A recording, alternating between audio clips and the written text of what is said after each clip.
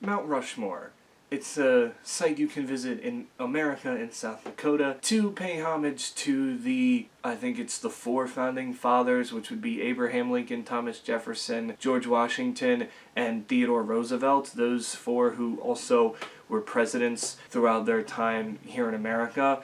All it is this big giant rock formation with their faces on it, which, fun fact, is not finished. Their bodies, or at least from like shoulder down to like chest area, was supposed to be a part of that, but in the end they just kind of left it the way it is, and that's kind of how it's just taken as now. I was blessed enough to go there on a road trip back in February with my friend when he was coming home from the military. We drove from Seattle all the way back here to Pennsylvania, and on our way we decided to stop at Mount Rushmore, and in person, it actually looks pretty cool. You can't get too close to it, but you can get close enough just to see everything. And then other than that, there's just a gift shop there, so if you're looking to spend a full entire day at Mount Rushmore, you're probably not going to get it. I mean, you're just kind of in the middle of nowhere in the mountains, but you know, it's still a pretty cool site nonetheless. And I see this done a lot with, like, say, sports teams, where somebody will be like, who's the Mount Rushmore of players on your favorite sports team? Which,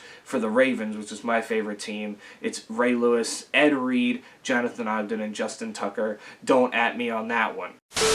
But I don't hear it that often when it comes to music and songs by bands where you would say are like the mainstays of those bands. Like, those are the well-known ones, the songs that everybody goes to, because those songs just, I guess, hit differently than everything else they've ever made. And I figured to celebrate the comeback of Paramore, why not go through their Mount Rushmore of songs? Which four songs belong on their Mount Rushmore? And of course, it's four because there's four presidents on Mount Rushmore, so it's only fair that we keep it that way. Now, this isn't necessarily my personal top four. I'm talking about, like, overall, how would most people vote this when we talk about the best Paramore songs overall, like the most successful ones, the mainstays, the ones that everyone talks about. It was hard for a couple of them because I tried not to double up on albums, but there was an album that had, I think, two big songs that I really couldn't keep off of there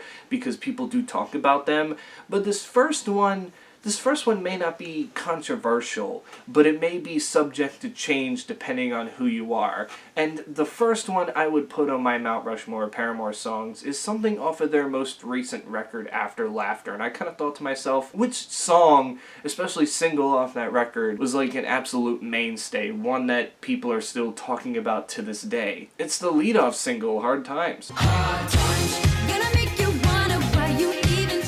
I mean, even though it caught everybody for a loop, and there may be a lot of people out there who don't feel After Laughter compared to their other stuff, you can at least say that, my god, this song is a bop, and now that we've had 5 years to kind of take it in, we've realized that this is a pretty historic song for them, because it was a nice little comeback single. It saw them change even more than what they did from their previous record, and when people talk about After Laughter, this is the song they mention. I mean, it has pretty good singles enough as it is, but this is the one that I think people go to and they will remember as being one of the better, newer Paramore songs when it's all said and done. Like, I don't think this song is going to die at any time soon, and that's why I decided to put it on here. Now, we're going to go back an album and talk about the next two songs that belong on Mount Rushmore of Paramore and their songs overall. The self-titled album had 17 tracks. It had a lot going for it. It had quite a bit of singles on there, but there was two really massive ones that stood out from the rest. And the first one is a little bubblegum pop hit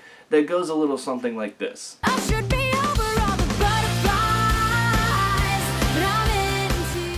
Still Into You was kind of the first time I think I listened to a Paramore song and said, wow, this is really different, because when we got a song like Now and whatnot, it still felt like Paramore, but with Still Into You, sure, it still felt like a band, but it definitely felt like Haley was doing some sort of different project other than Paramore. But it's one of their most popular songs to date, and now since it kind of has a changed meaning, as this song was originally written for Haley's at the time boyfriend, soon-to-be husband, Chad Gilbert, now that they're not together anymore, kind of play it off as, oh, well, now this is basically just a song to the fans, and that's how Paramore plays it off as. And because of that, that and its catchiness, I feel like it stood the test of time to be on Paramore's Mount Rushmore because, again, this is one of the songs I think people reference when they talk about this band in general. But that's not even the biggest song off of the self-titled record. As a matter of fact, this one we're about to talk about won him a Grammy. Ain't it fun?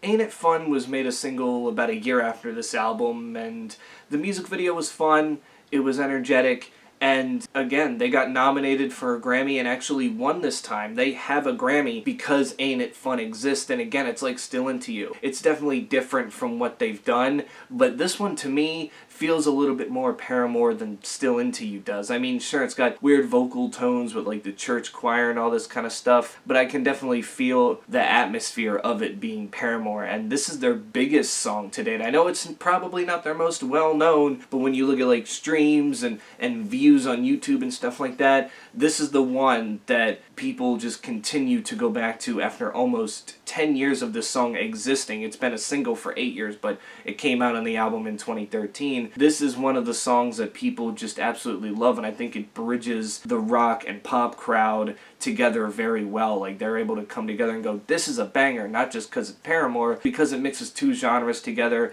and it's able to do it very, very well. Now with the last one. You're probably wondering about the missing song here that I'm about to talk about, because even though it may not be like one of my personal like absolute super favorites, like I don't even have it in my top 10 favorite Paramore songs of all time, it's a song that everyone knows whether you're a Paramore fan or not, and it's 15 years old, it's stood the test of time. You already know what I'm talking about. Do I even need to introduce it anymore?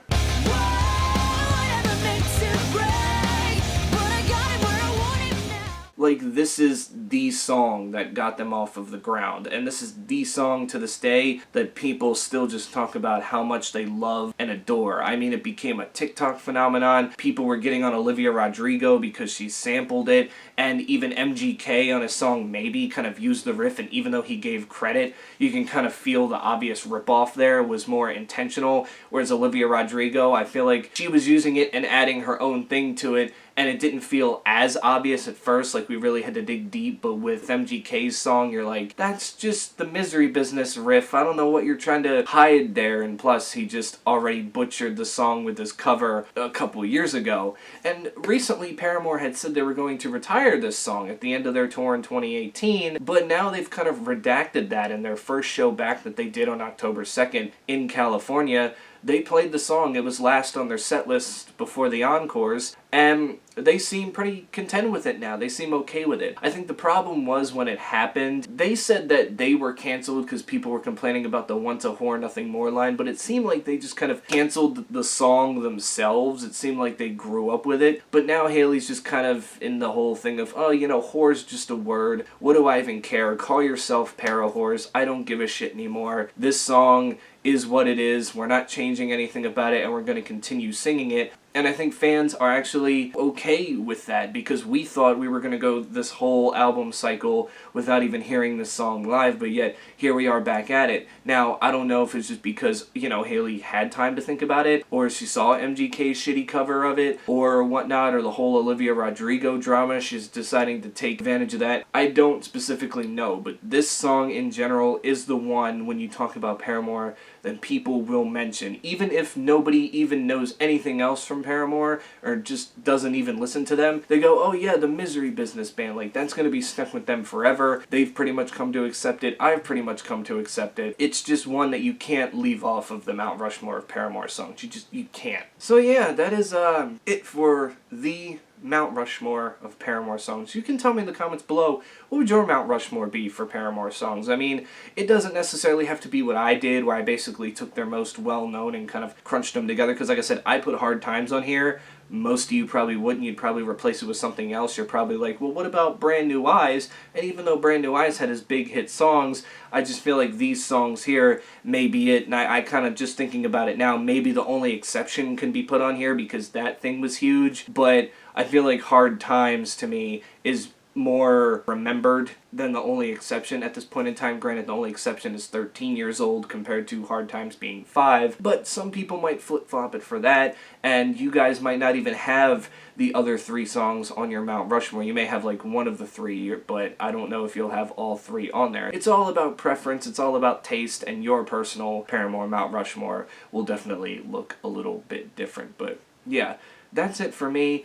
Like the video if you want me to do another band or artist and their Mount Rushmore, because I definitely am thinking about what other bands and artists I enjoy, what would be their Mount Rushmore of songs when it comes to a lot of things, because there's some bands that I can really have to sit down and think about that have like a ton in their discography and a ton of big songs. So this one was a little bit easier because Paramore didn't have a lot of albums to go off of, but when we get to bands like Weezer and Green Day and Fall Out Boy, things could get a little bit different because they've had so many hits, so many albums out, that it's very hard to narrow it down to just 4 simple songs. But that's it for me. Stay safe out there, wear your mask, get vaccinated, and until then I will catch you all in the next one.